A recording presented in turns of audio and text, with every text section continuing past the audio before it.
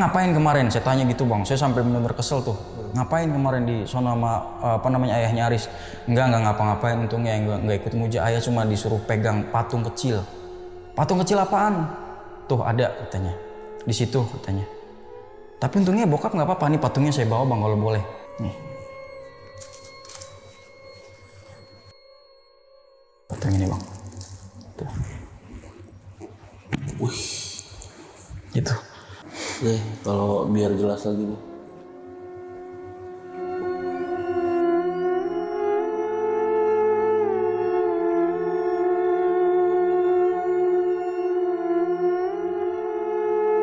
Dari situ, perempuan tadi ke depan bang.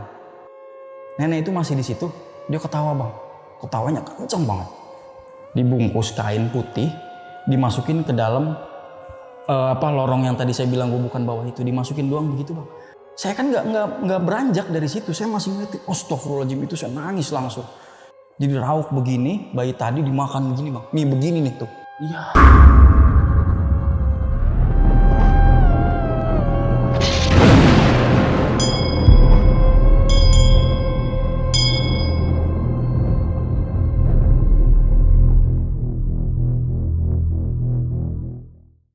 Assalamualaikum warahmatullahi wabarakatuh. Salam sejahtera untuk kita semua. Kembali lagi di Lonceng Misteri, masih bersama gue Gilang. Dan malam ini gue kedatangan seseorang yang bakal nyeritain kejadian horor ketika dia pulang ke kampung halaman ibunya di daerah Pangandaran, di sebuah desa kecil yang ada di Pangandaran. Dan di sana dia ngalamin suatu kejadian yang ekstrim banget. Gue bilang ini ekstrim banget, parah banget. Jadi langsung aja di sebelah gue udah ada Bang Rizky. Halo Bang. Halo Bang. Thank you Bang ya udah datang ke sini buat ceritain ini. Bang, mungkin ini kan temanya lagi kita mau lebaran. Mau lebaran, banyak yang lagi mudik. Katanya ada nih, katanya cerita waktu lagi pulang kampung ke kampung halaman nyokap waktu itu. Iya, betul. Itu bener ya? Betul. Di daerah Pangandaran. Di daerah Pangandaran, betul. Desa kecil. Desa kecil? Desa kecil kok. Oke, di sana katanya ngalamin kejadian horor yang parah banget Bang. Iya, itu benar-benar pengalaman saya dan keluarga yang paling pertama dan banyak banget hikmahnya Bang. Oke. Jadi di tahun berapa? 2009-2010, seingat saya ya. Udah cukup lama ya. Ya, udah lama, betul. Apa ini katanya di sana ada maksudnya rumah di kampung sana katanya benar-benar sebelahan sama dukun ilmu hitam. Betul.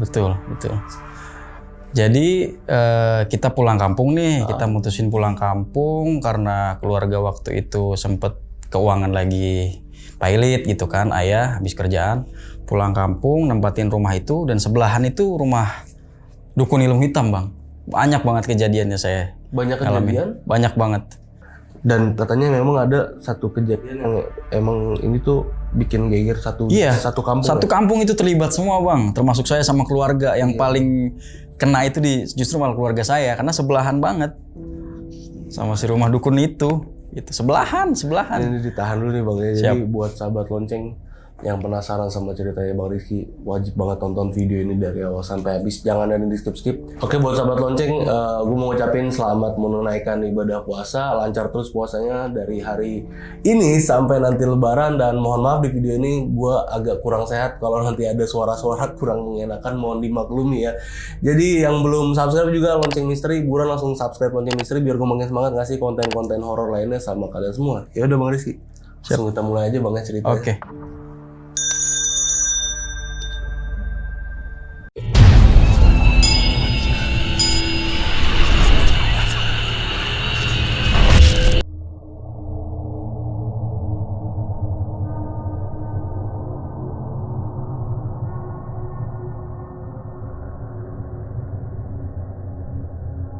Jadi cerita ini waktu saya sekeluarga itu pulang Bang ke Pangandaran. Pangandaran itu kampungnya Mamah. Oke. Jadi pada saat itu lebaran, musim lebaran, terus karena pas banget kerjaan ayah itu bisa dibilang goyang. Nggak ada pemasukan lagi tuh di situ tuh. Jadi kerjaan udah bilang kena PHK lah gitu sekeluarga. Jadi saya, adik saya 3, terus saya anak pertama. Mama, ayah tuh diputusin untuk pindah aja ke kampung, pulang kampung. Tapi pulang kampung bukan nempatin kampung kita nih, bukan nempatin kampung ayah, tapi ada tuh tempat di Pangandaran, saudaranya Mama. Tempatnya antara Jawa Barat sama Jawa Tengah. Oke. Di Pangandaran, pelosok lah bang, masih pelosok. Berarti abang 4 bersaudara nih? Betul, 4 bersaudara, saya anak pertama gitu. Di situ ayah bilang udah nggak ada pemasukan nih keluarga kita. Itu emang benar-benar goyang bang pemasukan. Jadi buat makan aja bisa dibilang sulit lah gitu. Adik saya masih kecil-kecil, terpautnya 5 tahun semua sama saya. Jauh-jauh ya? Jauh-jauh betul 5 tahun. Terus ibu saya juga, mama nelpon tuh sama saudara yang ada di Pangandaran. Karena kan ada rumah yang nggak ditempatin gitu. Tadinya dikontrakin, cuman kan karena di daerah desa sana mungkin jadi orang untuk ngontrak atau beli mungkin masih jarang gitu. Jadi putusin, mama, ayah mutusin untuk kita pindah ke sana, ke Pangandaran. Desanya desa kecil bang, jadi pinggir kanan kirinya itu sawah. Sawah, terus bisa dibilang yang kami tempati rumahnya itu cukup besar, gede lah gitu, cukup lah buat keluarga, kamarnya 3, atas ruangan, dan sebelah rumah saya itu ada rumah gubuk, bukan rumah gubuk bahasanya, rumah dari bambu kalau orang sana bilang ya, karena rumah saya udah tembok, jadi rumah sebelah rumah saya itu cuman kepaut 10 meter lah, jadi kelihatan banget. Gitu, saya sama tetangga yang tadi jauh banget bang dari warga. Jadi itu bisa dibilang pol mentok gang. Tapi jalan besar masuknya. Jalan besar masuk ke daerah situ, ke Pangandaran itu. Tadi saya bilang. Kanan kiri itu sawah, kuburan, baru rumah warga. Suburan, warung, baru rumah warga. Karena kan pada saat itu tahun 2009-2010 masih tanah itu masih banyak lah di daerah sana. Jadi sawah, terus daerah rumah tetangga tuh masih bisa dibilang bisa kehitung tangan gitu, hitung jari lah gitu. Di situ kita ninggalin tempat itu, rumah itu kurang lebih pas bulan puasa, terus punya lebaran kurang lebih cuman 3 bulan atau 4 bulan bang di rumah itu. Namanya rumah Teh Na kalau mamah manggil, kalau saya manggilnya Bude Na. Itu Bude, betul, karena kan masih turunan Jawa sama Sunda. Bude ini kan tante ya? Iya, kalau bahasa Indonesianya bener tante. Kita nempatin rumah di situ karena emang bener-bener kita keuangan tuh nggak ada bang, yang namanya beras, yang namanya sandang pangan itu dikasih sama Teh Na, Bude Na. Soalnya saya kalau misalkan setiap hari tuh atau 2 hari sekali udah dijatah, ada warung depan langganannya Teh Na, Bude Na, saya suruh ngambil ke sana, dan itu jaraknya 100 meter bang. 100-150 meter lah jauh jalan kaki tuh ke sana.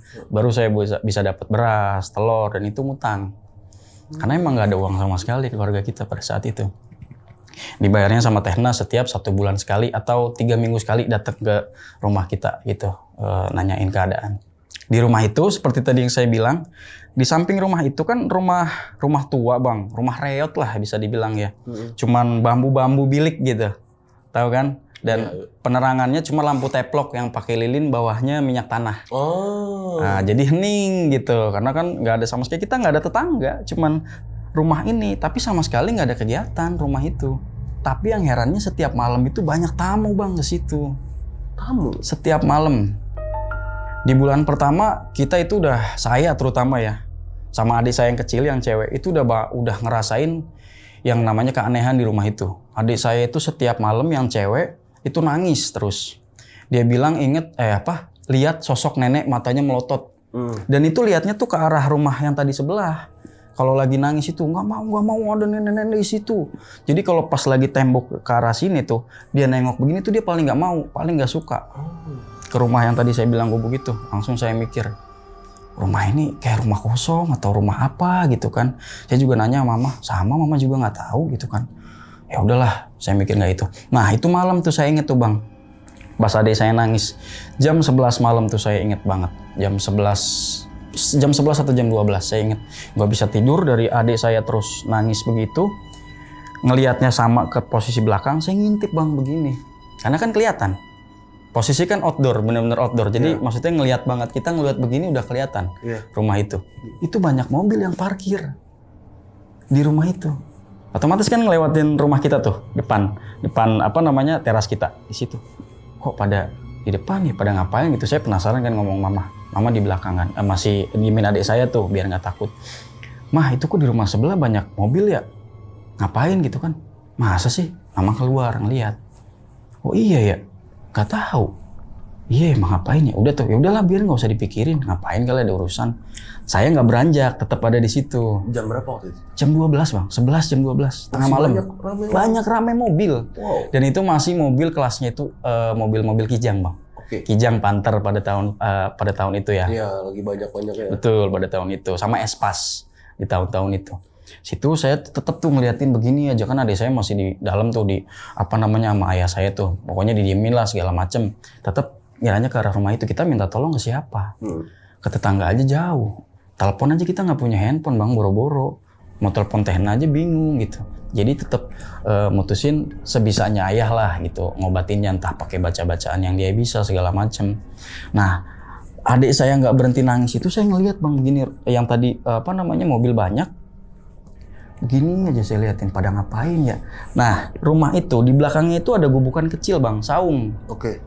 Saung tahu kan? Jadi sama seperti bambu, cuman posisinya rumahnya di sini saungnya. Mungkin jaraknya 5-10 meter. Orangnya itu duduk di situ semua. Oh. Ngelilingin. Tapi kan karena saya nggak bisa ngedengerin suaranya. Ngelilingin di situ. Duduk di situ. Duduk di saung itu. Ngapain gitu. Dan itu orang itu bisa dibilang perempuan lagi ngisi bang. Lagi ngisi. Yang duduk-duduk di situ sama orang badannya gede-gede lah pokoknya 170 cm lah gitu pokoknya tegap-tegap lah gitu badannya pada di situ pada ngapain ya saya mikir. Terus abis dari situ keluar tuh nenek-nenek yang tadi kan masih duduk tuh. Nah dari situ keluar nenek-nenek ya umurannya mungkin kalau saya boleh lihat mukanya kan karena cuma dari samping ya nenek-nenek sepuh lah keluar tuh dari situ neneknya duduk di situ. Nah si cowok-cowok yang badan tegap ini masuk ke dalam bang. Oke. Sisanya di situ ada 3 perempuan yang lagi ngisi. Lagi hamil.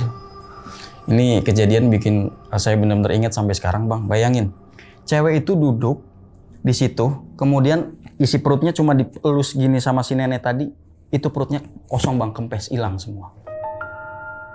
Serius gua nggak bohong, tuh merinding loh. Ini gua kalau cerita ini bisa sampai netes air mata bang.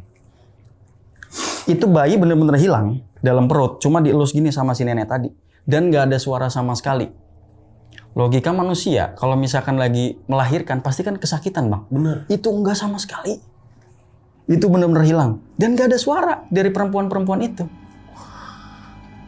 Ditumpukin bayi itu, di satu tumpukan kain, dijadiin satu. Bayi itu gak ada suara sama sekali. Entah itu meninggal atau apa, saya nggak ngerti. Itu kalau saya ingat itu nangis bang. Berarti kayak keluar langsung? Kayak keluar langsung. Itu bayi. Selesai dari situ mungkin ada saya ngelihat itu kayak kaku badan saya nggak bisa ngapa-ngapain. Bener antara mau nangis, mau takut, mau teriak pun nggak bisa bang. Karena saya benar-benar ditunjukin seperti itu. Dari situ perempuan tadi ke depan bang. Oke. Nenek itu masih di situ. Dia ketawa bang. Ketawanya kenceng banget. Kayak orang ketawa senang gimana sih bang? Iya. Ketawa senang habis itu kayak ketawanya tuh teriak begini. Hahaha. Ketawa. Dibungkus kain putih, dimasukin ke dalam lorong yang tadi saya bilang gubukan bawah itu, dimasukin doang begitu bang. Darahnya berceceran di mana-mana itu, tapi nggak ada suara sama sekali. Ya kemungkinan udah meninggal ya. Kemungkinan mungkin udah meninggal. Karena kan bayi otomatis nangis dong kalau Betul, pasti. Cewek tersebut ke depan, orang-orang yang tadi yang cowok-cowok juga ke depan, entah mereka ngobrol apa di dalam, saya nggak tahu. Dari situ saya dengar suara reman bang, kayak ngerem, kayak suara macan. Itu saya bingung, saya harus ngomong itu macan, ngomong serigala itu saya nggak ngerti. Suaranya itu bener-bener. Apa bang yang saya lihat? Tadi di situ lagi, masih di posisi gubuk situ bang. Gede tinggi badannya, tangannya segede-gede pisang-pisang Ambon bang, lagi makan itu. Iya. Itu dimakan hidup-hidup bang, dijilatin. Wah gila. Saya kan nggak beranjak dari situ, saya masih ngeliatin. Astagfirullahaladzim, itu saya nangis langsung. Gila. Badannya mungkin setingginya tinggi banget, ngelebihin tingginya balai itu. Jadi rauk begini, bayi tadi dimakan begini bang. Nih begini nih tuh. Dijilatin darahnya semua selesai.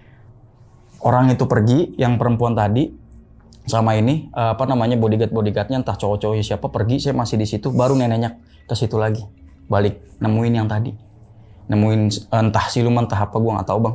Ke situ lagi dia. Nah neneknya itu jadi kayak begini nih. Ke si siluman tadi. Jadi seolah itu sesaji bang. Iya, kayak tumbal gitu. Betul, Kayak tumbal itu. Itu gue bener-bener nyaksin yang pengalaman yang baru pertama kali tuh. Gue ngeliat senyata itu. Dimakan sampai habis tuh bang, dimakan sampai habis. Nenek-nenek tersebut, nenek yang tadi nih, yang gue lihat itu kayak berubah jadi cewek cakep banget bang.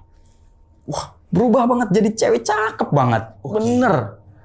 Wah itu kalau gue ngebayang itu bener-bener langsung seneng, bukan main seneng ya bang. Kalau mungkin orang bilang bidadari atau apa, mungkin dari situ.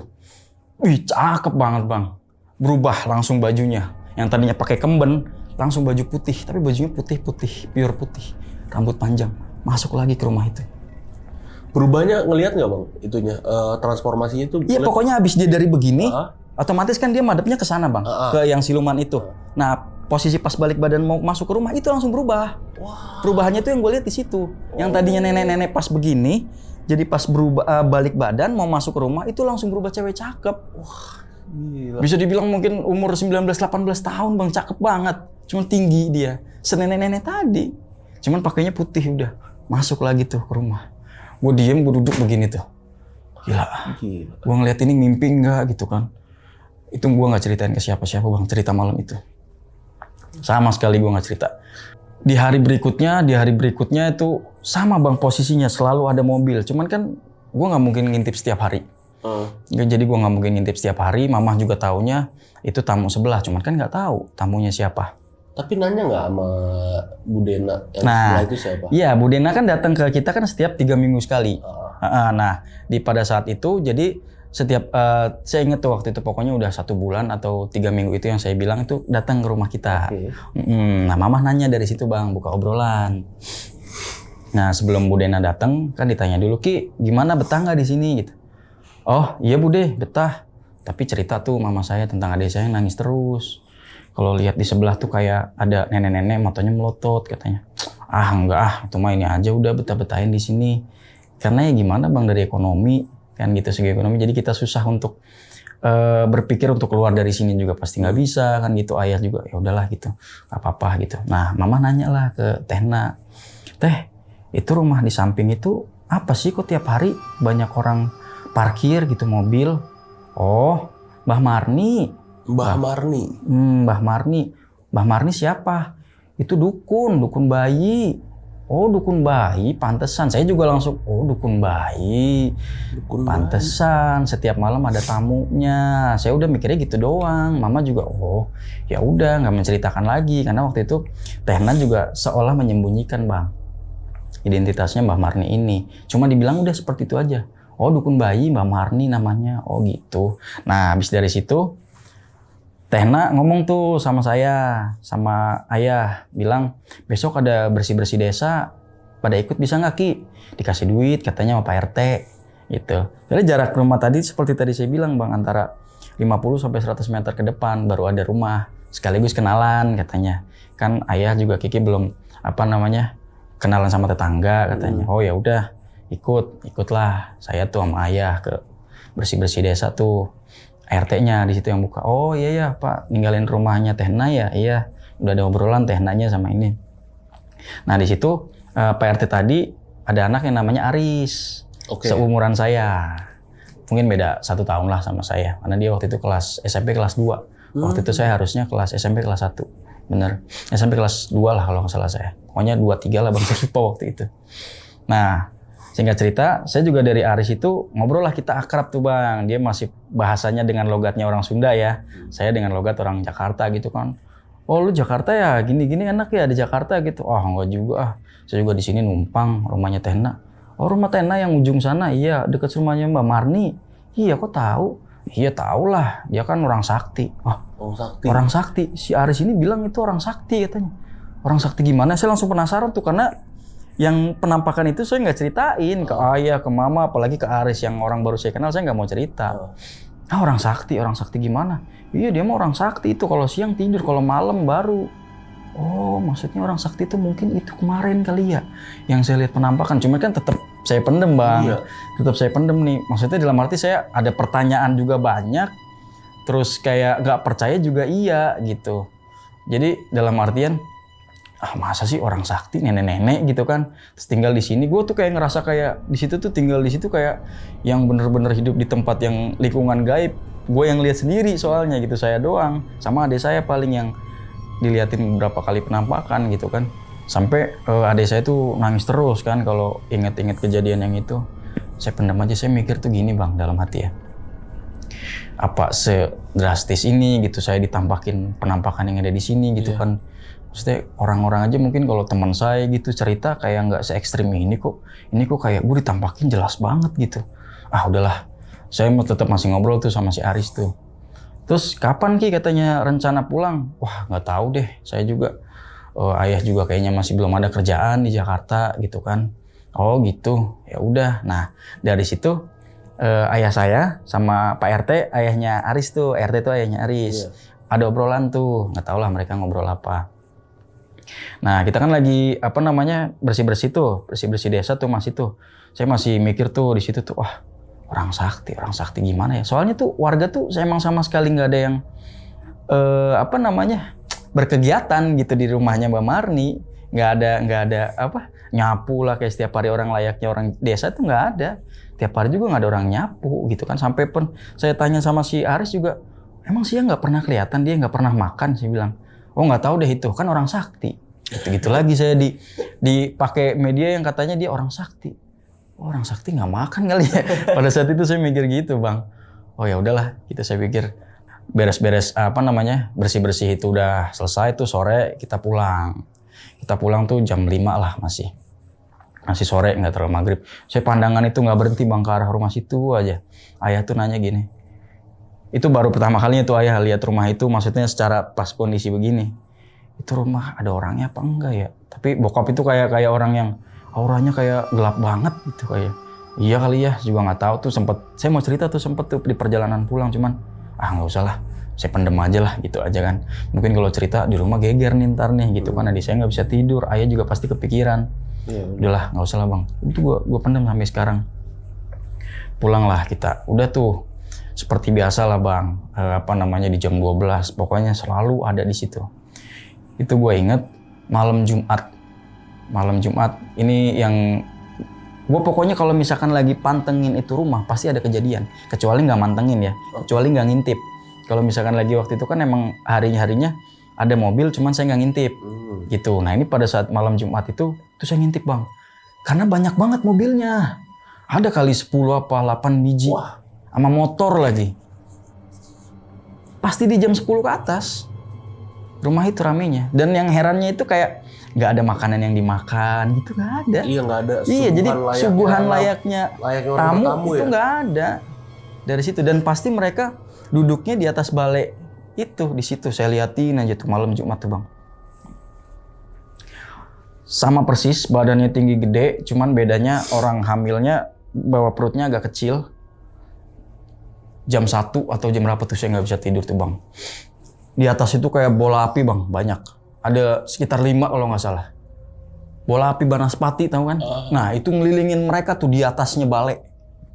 Muter apinya. Itu nggak ada yang ngeliat, cuman gue doang. Yang orang duduk di bawah itu nggak ada yang lihat itu.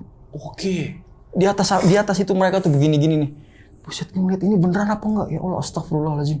Sampai nyebut begitu tuh nggak apa ya, badan gue tuh sampai kayak yang seperti kaku juga enggak, ini juga enggak. Di atas mereka tuh semua tuh nenek-neneknya itu nggak ada, cuman mereka doang yang masih ngobrol-ngobrol di situ sama perempuan-perempuan tadi. Dan nggak sadar di atas itu nggak sadar. Bola api. Di atas itu ada bola api muter 5 itu mungkin ada bang, muter di atasnya situ. Pas lagi saya ngintip, saya begini nih, saya inget tuh begini hilang, cuma tinggal apa asap berubah jadi asap tuh bang. Asapnya tuh ngumpul sampai ke atas tuh. Asapnya banyak banget pokoknya asapnya. Nah asapnya tuh kecium bang sama gua. Kayak orang bakar sate gimana sih? Oke. Tuh sekarang aja gua masih inget rasa baunya tuh. Kayak orang bakar sate persis. Baunya kan bikin orang pengen. Iya. Iya kan? Tuh. Yang makhluk pertama gua lihat bang, itu ada di bawah lagi begini nih. Nengok begini. Tuh kayak gede banget makhluknya. Kayak kalau bawah begini lagi merangkap terus ngeliatin orang yang lagi duduk di balai. Gini nih tuh gini, gue gambarin ya, gini, terus ngelihat begini, yang orang kebalik itu gue kan ngeliatin dari samping sebelah sini, jadi jelas banget bang, makhluk itu datang kayak dari belakang, terus ngeliatin begini. Terus orang di Bali? Enggak ngelihat sama sekali, enggak. Itu juga gue takutnya bukan main tuh bang, merinding. Itu di malam itu tuh parah banget tuh. Diliatin begini terus langsung ke atas, gue langsung begini lagi duduk karena saking gak sanggupnya ngelihatnya. Kayak monster bang, gede banget. Gue nggak bisa ilustrasiin itu kayak gimana, matanya gede. Pokoknya begini merangkap. Kalau tadi kan posisi berdiri, tangannya gede begini. Nah itu tuh lagi bayangin segede-gede apa. Pas lagi ngerangkap gini ngeliatin orangnya itu. Itu gue langsung tidur begini, pingsan tuh bang malam itu. Pingsan? Gue dibangunin sama mama, sama ayah itu jam 6 kalau nggak salah. Pokoknya rutin kalau keluarga kita itu jam 6 udah pada bangun. Subuhan juga. Itu kan jam 6 gue dibangun. Ki kenapa tidur di situ? Gue masih kayak orang linglung bang. Diliatin yang semalam itu makhluk yang bener-bener nggak pernah gue lihat sebelumnya. Diem kan tidur. Iya tidur di sini. Oh iya semalam lihat itu. Diem dulu. Kenapa tidur di sini ya? Nanya. Nggak apa-apa ketiduran gitu kan. Biasaan di sini mulu katanya. Kenapa? Curiga tuh ayah tuh saya di sini mulu. Nggak apa-apa. Udah sono masuk kamar. Si muka mandi. Saya begini kan. Saya masih kayak orang shock gimana sih. Diliatin itu semalam sampai ketiduran gitu. Ya. Masuk tuh saya kamar. Udah tuh dari kejadian itu gue mikir, wah udah apa ngomong aja ya gitu. Saya nekatin ngomong tapi kayak takut gitu gimana sih, kayak nggak mau lah gitu tetap. Ya udah tetap saya simpen cerita itu sampai sekarang saya simpen. Di bulan kedua Tehna datang lagi tuh ke kita. Di bulan kedua itu Tehna datang lagi ke situ sambil ngasih duit sama mama. Ceritanya pada saat itu nyuruh mama untuk kerja TKW bang. Oke. Mama doang. Otomatis ayah, saya anaknya nggak ngebolehin dong. Itu kan. Nih ada uang dari ini, mau nggak berangkat? Ini ntar anak sama ayahnya di sini aja jagain rumah sama ada nih uang ini. Kalau nggak salah nominalnya ya 2 juta 3 juta lah, pada saat itu kan lumayan gede bang. Terus mama ngobrol kan sama ayah. Gimana nih katanya kerja TKW? Enggak usah katanya. Kata ayah tuh gitu. Anaknya juga kan nggak ngebolehin gitu. Ki mau nggak? Nggak usah mah. Apaan sih gitu kan. Jadi kayak serba yang apa ya, mau ada duit tapi harus ada yang dikorbankan gitu kan. Mama harus berangkat TKW tapi nggak ada duit juga butuh. Serba bingung tuh, Tehna tuh sempet marah-marah tuh ke mama tuh, ke keluarga kita. Udah dibantuin bukannya makasih. Tapi masih dalam konotasi yang nggak marah banget lah, cuman masih gimana sih kamu nggak mau emangnya? Ya gimana nggak ngizinin anak-anak? Ya udahlah tinggal di sini aja nih, uang nggak jadi ya. Tehna ambil ya. Ya udah nggak apa-apa, cuman dikasih 100.000 bang. Digeletakin untuk keluarga. Itu kayaknya saya ngerasain tuh kalau Tehna tuh marah sama mama sih, terutama sama mama, karena ngerasa gimana ya, udah ditolong gitu kan, cuman ya harus dikorbankannya. TKW kan lama bang, gitu kan pasti nggak ketemu, kecuali yang pulang pergi mungkin kan bisa, cuman kan karena memang nggak ada persetujuan dari ayah juga, terus anak-anak juga nggak mau, ya nggak mau jadinya. Tuh saya inget tuh kayak kejadian itu ya, mama sama ayah ya mungkin cekcok mulut di situ. Gimana sih nggak mau? Ya gimana, nggak ada izin habisnya gimana? Ya udahlah nggak usah berangkat, uang 100.000 itu jadi disimpan untuk makan kita sehari-hari. Saya juga kalau beli kan lumayan jauh ke depan itu tetap. Nah di situ Tehna ngasih tahu pada saat mau pergi tuh, besok ada syukuran di rumahnya Pak RT, mau pada datang nggak, sanggup nggak? Tapi dengan muka yang ketus tuh. Ayah bilang udah nggak usah deh, nggak enak kita kemarin aja bersih-bersih, kayak nggak ada yang seneng nih sama keluarga kita gitu kan, keluarga baru gitu kan di sini, terus tinggalnya juga agak jauh dari penduduk gitu, dari tetangga. Udah datang aja sana, ada dikasih uang katanya sama ada makanannya. Terus mama bilang udah datang aja, nggak enak. Mungkin mama coba nenangin biar Tehna nggak semarah yang tadi gitu kan. Kalau misalkan mungkin enggak juga, mungkin sombong amat sih gitu amat. Jadinya kan ya udahlah datang. Namanya selamatan kan malam ya bang, habis maghrib ya. Saya datang tuh situ sama ayah lagi. Jaraknya seperti tadi. Jadi rumahnya Pak RT itu bisa dibilang rumah paling kaya bang di situ. Rumahnya ayahnya Aris itu tadi yang saya bilang. Itu rumah paling kaya di situ. Di antara warga yang lain. Nah, saya ngobrol lagi kan, ketemu lagi sama Aris. Assalamualaikum, waalaikumsalam. Udah pada ngobrol, warga lah udah pada ngumpul di situ. Lanjutlah selamatan, sekitar 2 jam lah, jam 9. Nah, saya kan duduk sebelahan sama ayah saya persis, karena kan malu lah gitu sama tetangga belum berbaur. Saya duduk sama ayah persis, nah sebelah tengah-tengah sini ayahnya Aris. Nah, ayahnya Aris sebelah situ. Terus karena udah selesai nih syukurannya kan, baca doanya udah selesai, dipanggil ayah saya, Min gitu kan nama ayah saya. Suruh ngedekat ke situ, sini katanya. Ayah saya ke situ kan. Oh iya siap, deketin lah ke situ. Nah saya dipanggil sama Aris juga anaknya gitu. Ki sini ngobrol katanya. Oh iya, karena kan udah selesai, namanya udah selesai. Syukuran kan mungkin udah bebas kan gitu, tinggal makan-makan. Kue saya ngobrol tuh bang di depan, di teras sama dia. Santai. Udah biarin itu ayah lagi ngobrol sama ayah aku katanya. Oh iya siap-siap. Saya ngobrol tuh ngomong tentang kehidupan sama si Aris tadi. Apa namanya, dari Jakarta pindah ke sini tuh ayah saya nggak punya apa-apa, ditolongin sama Tehna gitu. Sedih lah gitu kalau diceritain. Oh gitu. Terus dia bilang tuh gini, rumahnya itu apa namanya, Mbah Mari kan tempat muja. Hah? Muja? Apaan tuh muja? Tempat orang nyari duit katanya. Nggak tahu itu si Aris keceplosan, nggak tahu emang lagi ngasih tahu saya nggak ngerti tuh. Enggak, maksudnya enggak. Oh, terusin tadi ceritanya. Dipotong tuh bang dia ceritanya tuh. Nggak tahu tuh dia emang keceplosan apa gimana. Iya, karena saya menceritakan hidup saya lagi kesulitan ekonomi gitu. Seakan pengen dibuka kali jalurnya nih sama dia. Saya sempat nanya tuh, maksudnya muja gimana Riz? Ngobrol-ngobrol. Enggak jadi. Ntar lu nggak bakal ngerti katanya. Orang masih anak Jakarta ngerti apa sih muja? Muja. Saya nggak ngerti tuh bang. Tadinya muja itu apa kan? Ya udahlah, udah kita ngobrol aja sini, udah makan tuh. Sampai saya simpen lagi tuh dalam hati, dalam pikiran. Oh muja, apaan lagi tuh bahasanya? Udah nyebut Mbah Marni Sakti, terus sekarang nyebut muja lagi. Nggak ngerti tuh saya tuh. Tapi Mbah Marni nggak pernah kelihatan lagi? Nggak pernah bang. Terakhir kelihatan yang dia jadi muda itu ya? Iya. Habis itu nggak pernah kelihatan lagi? Karena kan saya nggak fokus ngintip. Saya ngintip yang di pertama, yang keduanya saya dinampakin badan yang gede itu. Apa namanya, merangkak itu udah nggak berani lagi. Tuh. Udah tuh saya ngobrol ada setengah jam kali sama sejam sama dia, ngobrol bahasa pelajaran waktu apa yang lu suka nih, terus di sini desa ini menurut lu gimana sih, suka nggak di sini? Suka, saya seneng. Terus saya sampai celetuk gini, ayah lu kaya ya, bilang. Oh iyalah RT, sampai sombong gitu tuh si Arisnya tuh. Oh iya, nggak lama ayah manggil ayah saya. Ki, udah pulang udah malam. Lihat jam udah jam 10 kan di rumahnya Aris. Oh iya, di kampung kan jam segitu udah hening banget bang. Penerangan juga masih minim. Pulang tuh saya tuh. Wah sepanjang jalan saya namanya merinding, namanya pengen lari itu. Bener-bener pengen. Gelap bang, gelap banget. Dari 100 meter menuju rumah itu gelap banget. Bayang sih kalau di Iya buset, gelapnya bukan main bang. Gelap, biar rumahnya di sono bisa dibilang ada penerangan lampu. Rumah paling besar gitu bisa dibilang. Terus pulang ke arah 100 meter ke kita yang di pojokan. Gitu, ini sawah-sawah. Ada rumah Mbak Marni yang cuman penerangan pakai lampu teplok. Rumah yang kayak tempatin aja, rumah depannya nggak pakai lampu. Baru rumah teras baru ada lampunya. Ayo ya, bilang cepetan lari. Nggak dengerin dulu, ayah mau ngomong. Apaan? Tanya. Besok ayah mau ada kerjaan sama ayahnya Aris. Oh alhamdulillah dong kalau gitu. Ada duitnya insya Allah gede katanya. Oh kerja apaan ya? Ikut deh. Saya kan coba ngomong gitu tuh pada saat itu. Nggak usah, nggak bisa kamu. Kerja apaan? Nggak tahu, ada proyekan katanya. Oh proyekan kerja bangunan ya, saya gituin pikiran. Enggak, udah pokoknya kamu diem aja jagain apa adik-adik sama mama. Waduh, saya langsung mikir, waduh gue sendirian lagi nih di rumah gitu, tambah takut tuh tadinya saya tuh. Ya udahlah gitu, ayah kan nyari duit gitu.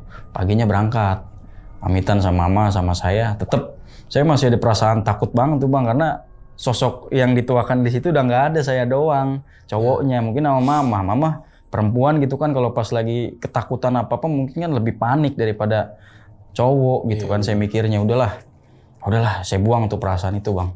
Berangkatlah ayah tuh kan pagi. Berangkat pagi udah seperti biasa layaknya orang kerja lah, bawa tas gitu, bawa baju. Orang izinnya juga paling sehari 2 hari bang. Bilangnya sama mama juga. Nggak terlalu lama ya? Nggak terlalu lama, bilangnya cuma sehari. Nyamperlah ke ayahnya Aris, baru pergi katanya pakai mobil. Tapi nggak tahu kemana, nggak bilang lah. Gitu izinnya, pokoknya ada kerjaannya, nggak bilang mau kemana gitu aja. Pokoknya ada kerjaan aja. 2 hari pulang tuh bang ke rumah. Oke, pulang tuh dia? 2 hari ayah saya pulang. Bilang, ayah pulang itu. Mau maghrib, saya inget kok. Mau maghrib banget. 10 menit sebelum maghrib ayah saya tuh pulang. Mukanya ceria. Tasnya kayaknya ada isinya sambil bawa jinjingan, makanan tuh. Pulang tuh bang ke rumah. Tek digeletakin, Assalamualaikum, Waalaikumsalam. Saya salim, mama saya juga. Terus langsung tas tuh diliatin, kayak berat tuh bang. Ditaruh. Jadi nggak ada babi bu, nggak ada langsung nawarin makan dulu, enggak. Ayah saya langsung buka tas carrier bang yang tinggi tuh. Buka gini, set, isinya duit semua bang. What? Isinya duit semua dari tinggi mungkin ya, dari sini ke segini mungkin carrier ada. Duit semua, duit waktu itu duit pecahan 20 sampai 50 ribuan. Oke. Duit semua. Langsung anaknya suruh ngeliat semua tuh. Ada 2 hari aja dapat uang segitu katanya. Mama saya tuh kayak gemeter, terus langsung kayak mau pingsan, cuma ditahan. Mama, apa sih kata ayah saya itu gitu. Itu duit apaan katanya. Mama maling. Sampai mau nangis lah gitu mama tuh. Enggak dengerin dulu sini. Ayah tuh dapat kerjaan gini gitu bilangnya dari ayahnya Aris. Enggak, mama enggak percaya. Ditutup duitnya dibuang bang maghrib. Wah. Keluar. Disuruh keluar tuh ayah saya tuh. Duitnya nggak halal, haram. Oh gitu kan. Dalam 2 hari bayangin dapat duit mungkin nominalnya mungkin 5 juta 10 juta mungkin pada tahun itu ada. Segitu banyaknya. Mungkin lebih kali ya bang, saya nggak tahu deh. Tahun itu banyak banget tuh. Iya, udah banyak banget dibuang sama mama. Kita kan anak cuman bisa nengok aja, melongo aja tuh. Ribut lagi tuh di situ. Apaan sih dibuang? Nggak mau. Kalau masih mau ambil uang itu tidur di luar, kalau nggak pergi sekalian. Karena ya mungkin lagi kesulitan ekonomi, terus ditambah ya lihat duit, tapi mama mikirnya dalam 2 hari dapat duit segitu, dari mana bang logikanya? Ayah tuh dibuang ke depan, diambil lagi sama ayah, tapi ditaruh di kamar yang emang nggak dipakai. Bisa dibilang kamar gudang lah gitu. Ada kamar situ gelap, nggak ada lampunya juga, ditaruh situ sama ayah. Cobalah tenangin mama, itu kan di kamar. Tetaplah mereka ngomong lah, bertengkar tuh. Di kamar kita kan cuma bisa, duit dari mana ya ayah ya? Tahu, mikir tuh, saya tuh mikir bang langsung. Pikiran saya langsung ke samping bang, ke Muja tadi. Apa jangan-jangan Muja ya? Ayah jangan sampai, saya bilang nauzubillah jangan sampai. Pokoknya ayah sama mama tuh masih cekcok tuh bang di dalam. Berusaha nenangin lah. Mama tuh nangis lah gitu, saya juga nenangin adik-adik gitu, nangis gitu kan semua. Sempat saya juga kalau ceritainnya nangis sih bang sebenarnya karena sedih gitu mau ceritain ini tuh. Terus udahlah ditenangin gitu, udah tenang udah nggak dipakai uangnya. Makanannya pun nggak disenggol sama sekali sama kita karena mama takutnya duit haram. Iya. Sama sekali nggak disenggol bang sama kita. Ki jangan dimakan makanannya kata ayah gitu. Oh iya, udah taruh aja buang kalau nggak keluar. Iya. Kata ayah gitu. Iya, karena saking takutnya mama bang. Nah herannya nih bang. Pas uangnya udah ditaruh di sama ayah di di kamar itu, besoknya itu kan malam ayah pulang. Besoknya ada kabar nggak enak bang. Yang ngajak ayah saya kerja itu meninggal bang. Pak RT tadi, ayahnya Aris itu meninggal, jasadnya nggak ditemukan. Ah seriusan? Itu setelah udah pulang? Setelah pulang? Iya setelah udah pulang. Besoknya, karena kan hobinya mancing, Pak RT ayahnya si Aris ini katanya pas lagi mancing hilang di sungai. Itu kata warga lah yang tahu katanya mayatnya nggak ditemukan, hilang. Panik dong semua. Saya dapat kabar itu innalillahi katanya kan, terus ayah juga sempat langsung drop kayak orang sakit bang ayah bang. Didengar itu. Soalnya ya mungkin karena mereka kemarin bareng gitu ya, terus saya nggak ngerti lagi tuh pas di situ. Dicari itu 1 harian itu nggak ketemu bang mayatnya yang katanya hilang di sungai. Karena kan mancing terus katanya kepleset lah di sini karena pancingannya ada di situ. Di sungai itu bisa dibilang sungai deres bang, cuman masih hobi buat orang mancing. Ayahnya Aris itu masih senang mancing. Itu udah kejadian besoknya. Siang apa sore ya, siang lah pokoknya masih siang kok. Masih siang dapat kabar itu langsung tuh warga karena kan RT dia di tempat situ dan paling bisa dibilang RT paling baik sama warga tuh kalau misalkan kekurangan tuh suka dikasih uang, makanan segala macem lah. Nah RT-nya hilang nih Pak RT Walimin hilang gitu katanya. Di sini katanya di sungai katanya lagi mancing hilang. Wah geger dong warga. Saya sama sama si Aris nyamperin ke situ. Saya dijemput si Aris tuh, Ki ayo cariin, coba bantu. Saya nyari-nyari tuh bang, yang namanya telusurin sungai kayak pokoknya masih asri lah bang, masih sawah-sawah semua lah, cuman ya sungainya itu deres emang bener, cuman ada pancingannya. Dicari sama polisi nggak ketemu bang, dicari sampai malam nggak ketemu bang. Malamnya itu jam 9 sempat masih ada di situ. Si Aris istrinya juga nangis kan, si Aris teriak. Langsung kan dia ngomong begini dalam pas lagi udah kayak putus asa lah gitu, udah sabar ya, saya masih di situ tuh bang nggak pulang saya. Sabar bilang gitu, ntar siapa tahu pasti ketemu lah ayah gitu kan. Ada di sono kali mayatnya di rumah Mbak Marni. Kaget dong bang semua orang, rumah Mbak Marni. Si Aris ngomong gitu? Si Aris ngomong gitu. Emang kenapa Riz? Saya juga kaget tuh dia ngomong gitu. Iya bapak saya kan Muja. Aduh semua orang tuh langsung kayak melotot ngelihat ke Aris semua. Sampai istrinya juga kayak yang, ngomong apa sih kamu? Sebenarnya keluarganya Aris udah tahu bang kalau ayahnya si Aris itu Muja. Muja itu pesugihan di rumahnya Mbak Marni selama ini. Makanya di rumahnya kaya. Warga itu sempat kaget lah si Aris ngomong kayak gitu. Yang bener Riz, emang bapak kamu kayak gini Muja. Iya, saya tahu. Dibongkar tuh sama Aris tuh aib keluarganya sendiri tuh. Saya juga nggak percaya kan. Udah keselnya dia ya? Iya, mungkin nggak ketemu, nggak bakalan di sini. Adanya jasadnya di sono. Si Aris ngomong kayak gitu. Ternyata sebenarnya si Aris itu udah tahu bang, kalau bapaknya itu Muja, kekayaannya itu dari Muja. Istrinya juga udah tahu mamahnya si Aris. Cuman emang sengaja ditutupin. Seorang RT yang pemasukannya nggak ada lagi dari tempat lain, cuma dari Muja, bisa sampai sekaya itu ya dari Muja. Pada saat itu warga bingung tuh, maksudnya gimana Riris? Saya juga kan bingung bang, ini beneran apa enggak sih Aris ngomong kayak gini? Tapi emang jasadnya nggak ditemukan, udah sempat lapor polisi malam itu emang dicari tuh nggak ada. Jadi coba ceritain kronologinya gimana? Barulah istrinya ngomong. Baru kebuka aibnya di situ. Ternyata emang Pak Walimin ini selama ini Muja. Oh alah, pokoknya warga nggak percayalah kalau Pak Walimin itu ternyata Muja bang. Jadi warga itu kayak yang shock lah gitu, nggak percaya. Saya juga sama. Mujanya di mana itu? Di samping rumah Tehna, di samping rumah kamu Ki katanya. Itu yang sampai yang tadi saya bilang ayah saya dapat uang itu langsung hilang bang. Jadi daun semua duitnya. Jadi daun semua. Sampai si Aris juga tahu. Coba deh Ki lihat duitnya yang ada di rumah. Pasti jadi daun semua. Bener. Jadi daun semua duitnya. Karena yang ditumbalkan itu ayahnya Aris, harusnya bukan ayahnya Aris yang ditumbalkan. Karena Muja itu harus ada tumbal. Ya. Udah tuh kebuka tuh, warga geger tuh di desa itu tuh, di desa kecil tuh bisa dibilang bang, geger banget tuh di desa itu. Jadi mau gimana nih? Mau kita ke rumah Mbak Marni atau gimana? Ya ke rumah Mbak Marni aja kata si Aris gitu. Oh ya udah persetujuan ya dari keluarga, dari anak, dari istri. Istrinya juga kayak berat bang, cuman ya udahlah, sono datengin ke rumah Mbak Marni. Datang tuh bang, kita atas persetujuan ya pada malam itu jam 9 jam 10 saya Aris ikut lah bang ke situ semua. Datang ke rumahnya Mbak Marni, ya jaraknya 100 meter itu, malam-malam kan hening, cuma pakai obor tuh penerangannya. Datang ke rumah Mbak Marni, dibuka, didobrak. Ternyata apa bang? Mbak Marni itu udah meninggal bang, Mbak Marni itu nggak ada selama ini. Yang saya lihat dari awal itu setan bang di situ, bukan Mbah Marni. Saya baru tahu. Warga lain? Warga lain gak ada yang tahu cuma Aris. Mbah Marni itu udah meninggal lama. Ki, kamu pasti pernah lihat penampakan di sini. Saya bengong aja bang. Mbah Marni udah meninggal. Yang kamu lihat setan itu di situ, itu tuh setan semua, bukan Mbah Marni. Itu bang, gua merindingnya 2 nih, serius gua nggak bohong. Tuh sampai sini. Didobrak, dibuka pintunya isinya tulang belulang semua bang. Gua kalau cerita ini kacau deh. Tulang belulang manusia di situ isinya. Itu tulang belulang semua bang isinya. Baunya bau banget. Bener, gua kalau nyeritain itu ya Allah, kayak ngerasa keluarga gua tuh kayak bener-bener takutnya jatuh di bener-bener di lubang yang salah gitu bang. Kalau waktu itu mungkin bokap gua ikut, mungkin bokap gua yang nggak ada gitu, gua mikirnya bang. Ya Allah.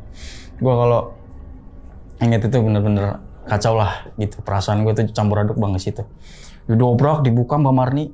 Emang kamu tahu Mbak Marni masih hidup dari mana? Dari Aris. Mbak Marni itu udah meninggal. Udah tahun, pokoknya sebelum tahun itulah udah meninggal lama katanya. Jadi yang saya lihat itu kemarin siapa? Bukan Mbak Marni, setannya Mbak Marni. Orang yang datang ke situ parkir mobil itu Muja semua, pesugihan Mbah Kuncen. Mbah Kuncen itu siapa? Mbah Kuncen itu suaminya Mbah Marni. Yang tangannya gede, itu yang saya bilang di awal itu ternyata siapa? Itu jasadnya Mbah Kuncen. Yang minta tumbal. Makanya kenapa jiwanya ayahnya Aris itu adanya di situ. Nggak ada yang bisa ngebuka karena dia udah kesegel di situ. Perjanjian sama Mbah Kuncen. Kita datang itu kurang lebih ada 10 orang bang, ada ustadznya, ada kiainya di situ semua. Saya baru tahu gimana nggak shock bang perasaan gua. Di samping rumah gua ternyata rumah kosong, nggak ada tuh yang namanya Mbah Marni. Itu ternyata isinya setan semua, jurik semua. Ya orang-orang tiap hari yang ke situ emang Muja ya. Emang Muja. Soalnya seperti gua bilang hening banget, nggak ada suguhan, nggak ada apapun. Janin yang dia makan itu ternyata janin setan. Dimakan sama setan bang, gila loh. Gua kalau inget itu Ya kacau lah, udah nggak bisa gue bayangin bang sampai sekarang. Bener-bener pengalaman keluarga gue yang emang bener-bener ini baru gue ceritain di sini, emang bener-bener di sini gue ceritain, nggak ada gue potong ceritanya. Gila loh. Wow, bener-bener gila bang. Jadi dari ustadz, kiai semua bilang kalau ini tuh udah bener-bener harus dipindahin makamnya Mbah Kuncen. Ada tuh satu orang waktu itu anak muda lah pokoknya. Warga situ kayak kerasukan bang, kemasukan tuh. Merem lah pokoknya. Oh suaranya tuh bener-bener kayak serigala entah macan, saya nggak tahu lah itu. Suaranya bener-bener kayak yang saya lihat suara yang di awal tuh kedengarannya dari situ. Masuk tuh bang ke situ. Itu siapa Mbah Kuncen ternyata. Ngomong lah seperti ini. Jiwanya Walimin nggak bisa kamu ambil. Mereka ada di sini melakukan pesugihan sama saya. Selama ini kamu kaya kan dari saya? Dia bilang kayak gitu, suaranya berat. Wah, semua langsung bingung kan, ustadznya, kiainya tetap baca zikir, sholawat segala macam, semua sholawat aja termasuk saya. Saya yang paling ngalamin di sebelah rumahnya masalahnya bang. Saya udah bukan sholawat lagi yang saya baca, udah kayak kaku lidah gua. Pada waktu itu yang pemasukan tadi pokoknya dibacain lah doa gimana caranya jasadnya Mbak Walimin itu ketemu itu biar ngaku di mana, kalau enggak dipindahin nih kuburannya. Di kuburan itu kan seperti tadi saya bilang bang ada balai itu tadi. Jadi balainya itu suruh dibongkar, angkat balainya kata ustadznya kan di situ tuh. Jangan itu yang orang kerasukannya tadi tuh. Itu rumah saya, kamu mau ngapain? Tetap tuh dibongkar, dipegangin tuh yang tadi tuh yang kerasukannya tadi. Dibongkar isinya tuh tulang belulang anak bayi bang segini-gini nih. Banyak banget baunya. Bener-bener kacau. Saya kalau ngebayangin itu udah ngemuntah lah, bener muntah, sedih, nangis jadi satu bang. Di situ semua otomatis warga langsung lah ini ternyata Mbak Marni ini dari dulu sebenarnya dukun aborsi nih, berarti nih langsung pada ngomong kayak gitu bang. Sama Muja nih berarti nih suaminya nih Mbah Kuncen nih, langsung ditantang sama ustadznya. Lu keluar dari sini kalau nggak dibakar nih kuburan, ku pindahin ke sono teh. Nggak ada yang berani, nggak ada yang sanggup sama saya. Ustadz tadi pokoknya dibantulah sama warga gimana caranya bacain doa. Itu kurang lebih sampai subuh bang.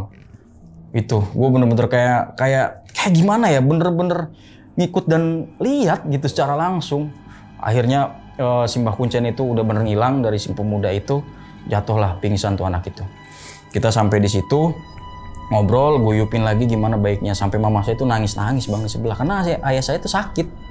Karena habis kejadian itu saya ceritain tuh di rumah tuh langsung sakit tuh di rumah tuh. Ya untungnya nggak kenapa-kenapa gitu. Coba kalau uangnya dipakai pada saat itu. Itu mama saya ngebuang bang duitnya. Tuh merinding kan. Coba kalau dipakai mungkin saya udah nggak ada kali bang jadi tumbal. Iya, adik saya mungkin bisa, mama saya mungkin bisa, atau mungkin ayah saya sendiri yang jadi tumbal. Terus akhirnya gimana tuh terakhir? Kuburannya bener dipindahin? Kuburannya dipindahin. Jadi kuburannya dipindahin ke tempat pemakaman umum, rumahnya itu mau diratain. Balainya? Iya, pokoknya mau diratain. Yaitu yang jasad-jasad bayinya itu dikumpulin jadi satu bang.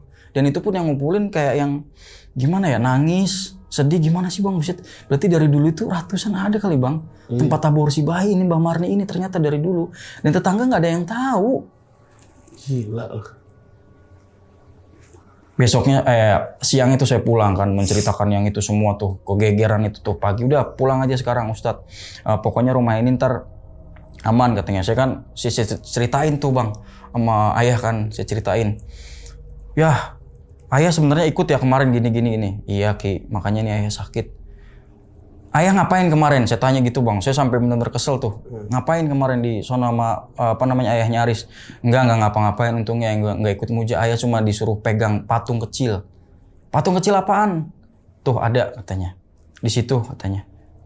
Tapi untungnya bokap nggak apa-apa. Nih patungnya saya bawa bang kalau boleh. Kalau boleh dilihatin di sini. Apa tuh? Boleh. Ya itu yang dulu bokap suruh megangin dan langsung dapat duit, ternyata patung kecil. Dia dapat dari mana patungnya? Dari itu. Dari ayahnya Aris itu. Jadi suruh megangin doang. Pokoknya kamu nggak usah ikut masuk. Yang Muja itu ayahnya Aris, ayah saya di luar nunggu di dalam rumah. Yang di balainya itu ayahnya Aris. Oke. Itu di saung tadi itu. Nah, ayah saya cuma suruh megang doang kayak gini, tapi jangan sampai jatuh. Mau ada rasa panas, mau ada rasa dingin, jangan sampai jatuh. Bilangnya kayak gitu. Ini patungnya bang, aku bawa. Nih.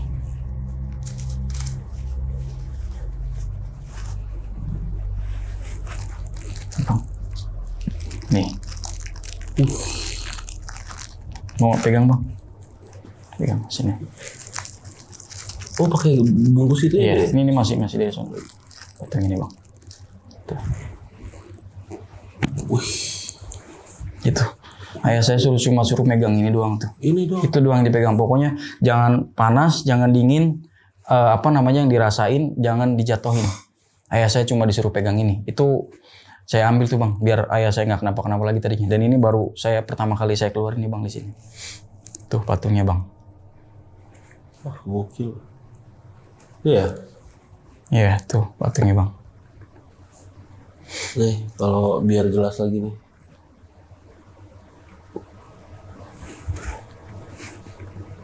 Nah, makanya ayah saya nggak ikut muja, ya cuma disuruh pegang ini doang bang. Kalau mungkin disuruh dalam mungkin udah beda cerita tuh ayah saya. Saya masukin lagi ya. Iya. Taruh lagi. Oh iya. Di sini. Nanti nggak Oke. dibungkus. Saya masukin sini. Nih, Gokil. saya taruh lagi bang. Oh patung itu. Tuh. Itu ayah saya langsung cerita tuh bang di situ. Iya bener, emang ayah disuruh ikut, cuman nggak inilah. Wow, saya langsung marahnya udah bukan ini tuh bang. Tapi kenapa sih bang bisa ayahnya si Aris gitu yang kena? Karena kan dia pelaku utama bang. Maksudnya Dia yang melakukan pesugihan. Kenapa bisa kena gitu? Selama ini kenapa nggak kena? Bener. Tiba-tiba kenapa bisa kena gitu? Kan Dia- pasti ada sebab ya kan? Benar, katanya dia ada salah ngucap. Ada salah ngucap. Ada salah ngucap. Katanya kan kalau di pesugihan itu kan tetap yang kita tumbalin orang lain. Ah, Nah, mungkin itu yang ditumbalin pada waktu itu ayah saya bang. yang mau ditumbalin. Betul, karena kan waktu itu uangnya nggak dipakai. Kalau mungkin uangnya dipakai, mungkin udah kena sama salah satu dari kita. Oke. Tuh masuk bang, akal. di situ. Tapi untungnya Tuh, nggak dipakai. berunding. Iya, untungnya mama saya nyelamatin kita bang dari situ semua. Jadi Mama balik tuh ke dia. Betul, jadinya balik. Mama saya itu yang sholat tahajud, yang sholat sunnah itu semua dilakuin bang untungnya. Untungnya tuh yang maha kuasa benar-benar masih nyelamatin kita bang. Kalau nggak Sampai mungkin iya, udah sampai beda makanan pun cerita. kan nggak di- Makanan pun nggak disentuh, bener. Iya. Makanya kenapa mungkin kebaliklah ke yang bapaknya Aris itu pelaku utamanya bang. Balik. Itu, jadi ayah saya menceritain, saya cuma disuruh megang patung begini. Ini patungnya tadinya udah dipegang nih sama Ustadz, udah cerita lah pokoknya. Udah nggak apa-apa, bawa aja patung itu, anggap aja kenang-kenangan, udah nggak ada apa-apanya. Udah, saya ambil, saya pikir karena saya juga mungkin masih penasaran gitu, saya bawalah cerita ini ke sini dan saya bawa bang patung itu. Itu. Pokoknya udah habis cerita itu tuh keluarga kami langsung shock lah pokoknya. Segimanapun kita, senggak punyanya apapun kita, udah jangan macem-macem. Tehna dateng kan, dengar berita itu ayah saya sakit kan, didatengin lah dokter mantri waktu itu kan. Nah, karena kan mungkin mentalnya juga kena bang dari situ. Ayah tuh udah pokoknya gimana caranya sembuh, nanti ada kerjaan lain di sini, entah macu lah, entah ngarit katanya kalau di tuh kayak gitu. Jadi rumah itu tuh udah dari rembuk warga itu pengen dirubuhin, ratain. Akhirnya? Rumahnya Mbak Marni tadi, iya memang diratain. Kita pokoknya di situ bulan keempat udah ninggalin rumah itu bang. Bulan keempat kita udah pindah lagi ke Jakarta. Oke. Pokoknya bulan keempat saya udah pulang lagi tuh ke Jakarta. Rumah itu dirubuhin dan ceritanya itu makamnya Mbah Kunjan itu udah dipindahin ke tempat pemakaman umum. Itu pokoknya udah itu jadi pelajaran penting banget buat keluarga. Segimanapun lemahnya ilmu kita, jangan sampai kayak gitulah bang. Itu benar-benar pengalaman saya pribadi sama keluarga yang benar-benar gue ceritain di sini, nggak ada yang gue cut. Itu semua real bang. Itu benar-benar ayah sih terutama, emang kita lah bang untuk cowok gitu kan, maksudnya ya pesan gue untuk diri gue sendiri sih, segimanapun kita selama-lamanya iman jangan sampai lah kayak gitu, karena ya udah keluarga gue ngalamin sendiri gitu loh, kejadiannya ternyata sampai se ekstrim ini gitu loh. Untung masih diselamatkan lah kita dengan adanya cerita ini ya, untuk kita tambah iman aja sih gitu, jangan sampai terjerumus yang enggak, apalagi untuk pesugihan muja, wah jangan deh. Itu aja sih bang.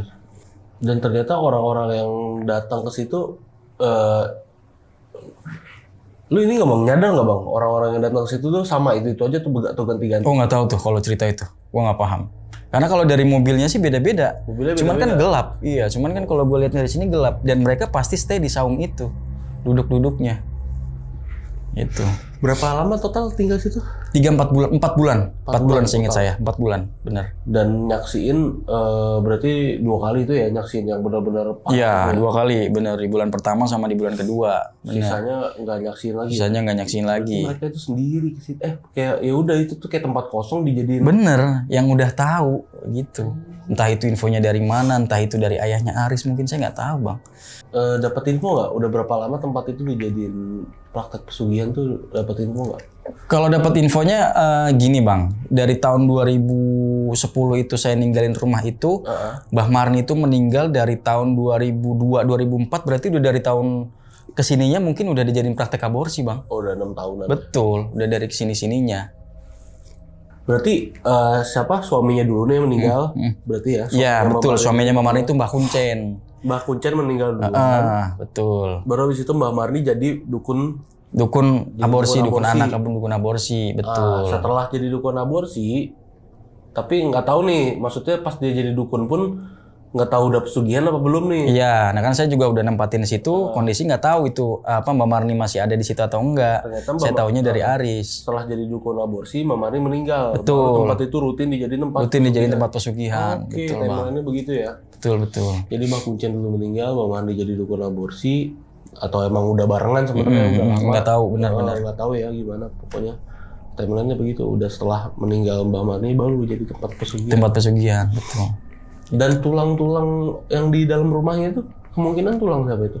Itu nggak tahu bang, tulang siapa? Tulang-tulang. Ya praktek dukun bayi mungkin bang, saya nggak tahu itu tulang. Dan akhirnya ketemu nggak jasad ayahnya Aris? Di bawah itu, bareng sama jasad-jasad yang tadi anak-anak kecil itu bang. Bareng di situ. Bareng di situ dijadiin satu, ngeringkuk gitu bang. Itu saya juga nggak berani lihat. Yang ngelihat itu mereka-mereka yang kan dibacain doa khusus. Berarti kan masih belum jadi tulang ya, masih utuh. Belum, masih utuh. Benar. Situ. Cuman ya di situ. Jasadnya ada di situ. Karena dia ternyata meninggal bukan pada saat lagi mancing, emang pada saat muja lagi. Karena ya itu yang tadi saya bilang, keluarga saya nggak kena. Harusnya mungkin keluarga saya mungkin ya, karena dikasih uang, dikasih makanan. Karena mamah mungkin menyelamatkan kita. Sama sekali nggak disenggol, uangnya, makanannya nggak disenggol. Menarik deh.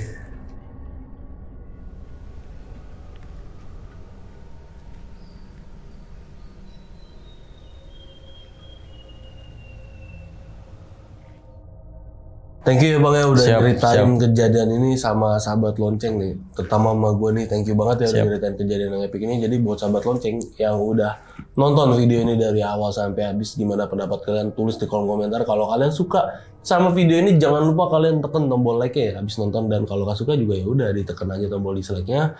Dan yang pengen jadi narasumber juga datang langsung ke studio Lonceng Misteri, sama seperti Bang Rizky ini caranya gampang banget. Kalian bisa ke Instagram kita di @loncengmisteri. Jangan lupa di follow dulu Instagramnya, lalu klik link yang ada di bio Instagram kita itu ya.